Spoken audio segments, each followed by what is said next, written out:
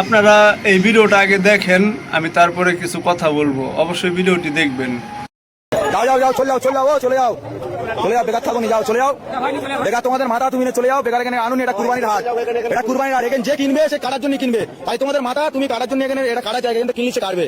তাই তোমাদের মাথাকে গেলে তোমরা ঘরে নিয়ে পুজো করো, বেকার এই মাঠে আনুন, মাঠে আনলি আরো আমাদের এখানে আমাদের যে মোল্লা ভাই কিনবে সে ওটা কুরবানির জন্য কিনবে, এটা আমাদের বছরের একটা উৎসব। তাই তোমরা এটা যদি তোমাদের মাথা গেলে তাই তোমরা এখানে হাটে বেচতে এনেছো, এটা তোমরা বেঁচে চলে যাবে, 8 ঘন্টা পরে পুলিশ এসে আমাদের ধরে বেঁচে কিনবে, তাই তার টাকা ফিরি না, আমরা খাবো না কেউ, তাও অসুবিধা নেই, কিন্তু তোমরা তোমাদের মালে চলে তোমরা হাটে রাখুনি, নিয়ে চলে যাও, যাও ভালো ভালো চলে যাও, যাও যাও, হ্যাঁ যাও যাও চলে যাও, চলে যাও চলে চলে যাও, বেকার গ্যাঞ্জাম বাড়াওনি, চলে যাও যাও ভাই। তোমার দেখালে কি আরো 10 জন আনবে, আমাদের তোমার এখন তোমার একার বলতে হচ্ছে, আরো 10 জন এলে আরো 10 জন সব বলতে হবে, তাহলে এখন কম আছে, তুমি চলে গেলে আরো 10 জন জেনে যাবে যেখানে বেশি দিচ্ছে না, তাহলে অটোমেটিক কমে যাবে, আমাদেরও গ্যাঞ্জাম মুক্ত। হ্যালো বন্ধুরা, আশা করি আপনারা সবাই ভালো আছেন।